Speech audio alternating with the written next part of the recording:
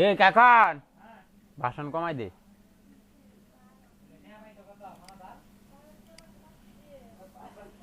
ওকে, আমাদের ভিডিও হচ্ছে এখন। আমরা রিপোর্টের পরে সেটিংস তো আমরা সবই দেখেছি। সেটিংসের সবগুলো অপশনই আমাদের দেখা হয়ে গেছে, এখানে আর তেমন কিছু নেই। তারপর আছে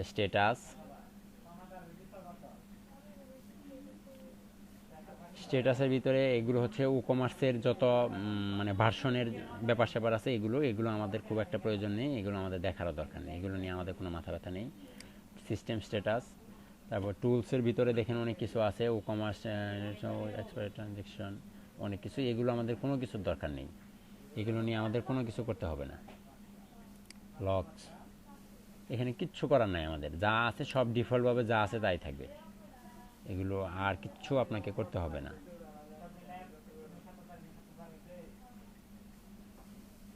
আমরা এক্সটেনশন দেখেছিলাম এর আগে, এক্সটেনশন আপনি আলাদা কিছু এক্সটেনশন এখানে ব্যবহার করতে পারবেন, subscription extension, booking extension, membership, তারপরে হচ্ছে আরও অনেক অনেক আছে এখানে, এগুলো আপনারা চাইলে ব্যবহার করতে পারবেন।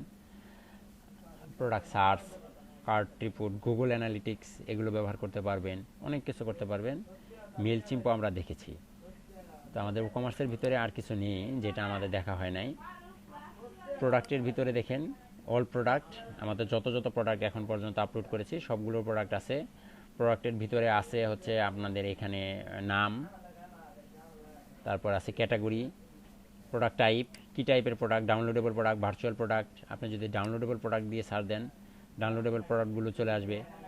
হ্যাঁ, এগুলো আপনি করতে পারবেন। তারপর হচ্ছে ফিল্টার করতে পারবেন এখানে, ইন স্টক কত আছে,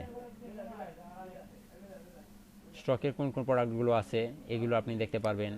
আউট অফ স্টক শেষ হয়ে গেছে এমন কোনো প্রোডাক্ট আছে কিনা এগুলো আপনি এখান থেকে দেখতে পারবেন।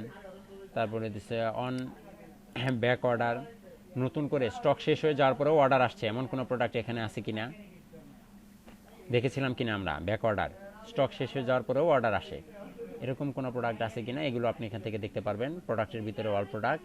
তারপরে ক্যাটাগরি হচ্ছে আমরা এখন পর্যন্ত যেতগুলো প্রোডাক্ট আপলোড করেছি আনক্যাটাগরাইজ, ক্লথিং করেছি, ড্রেসেস করেছি, leather, shirt, PDF file, pen drive, T shirt, theme, এগুলো বিভিন্ন ক্যাটাগরি প্রোডাক্ট আমরা আপলোড করেছি এবং চাইলে আমরা নতুন করে একটি প্রোডাক্ট এখানে ক্যাটাগরি দিতে পারবো যখনই আমরা কোনো ক্যাটাগরি অ্যাড করব। সাপোজ আমি একটা ক্যাটাগরি অ্যাড করছি এখানে ইলেকট্রনিক্স,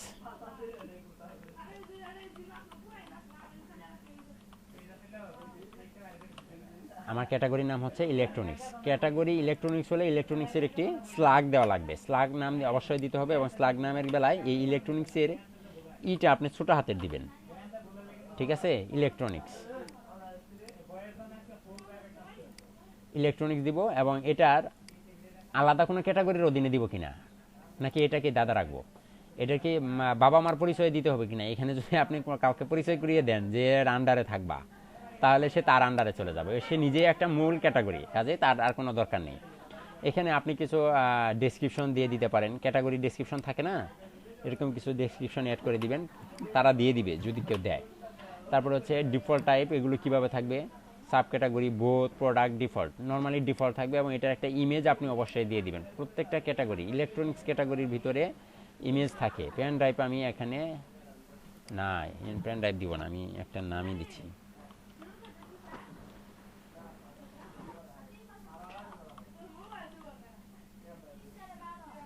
ইলেকট্রনিক্স প্রোডাক্ট। এ হচ্ছে আমার ইলেকট্রনিক্স প্রোডাক্টের ক্যাটাগরি, এরকম আপনারা দিতে পারেন স্যারে, যেখানে মনে হয় যে বাসা বাড়ি বানিয়ে রাখছে। এবং এই ছবিগুলো সবসময় ছোট হয়, ঠিক আছে, এই ছবিগুলো সবসময় ছোট দিতে হয়, ছোট সাইজের ছবি।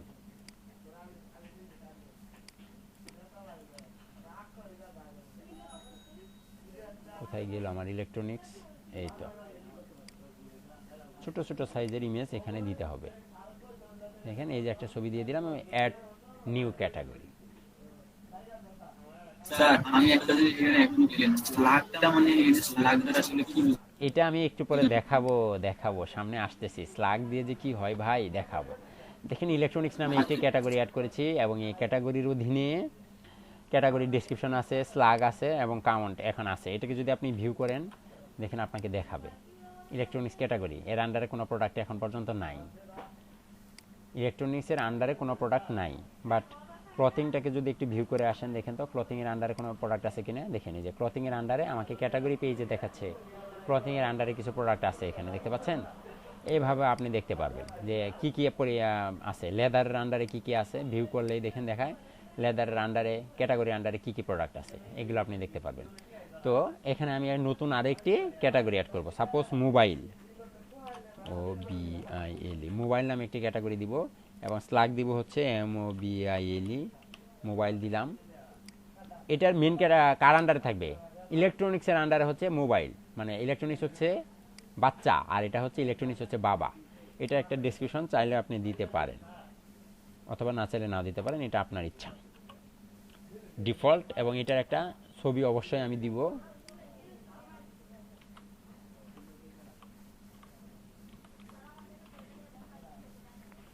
মোবাইল দোকান চাইনি, মোবাইল চেয়েছি। এ হচ্ছে আমার মোবাইল।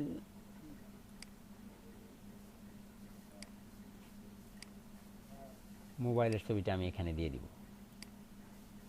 ক্যাটাগরি যখন আমরা অ্যাড করব তখন ক্লায়েন্ট আপনাকে এরকম করে সব দিয়েই দিবে। কোথায় গেল আমার mobile?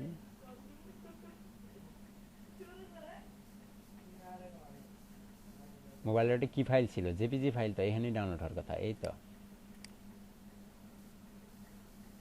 US image, add new category.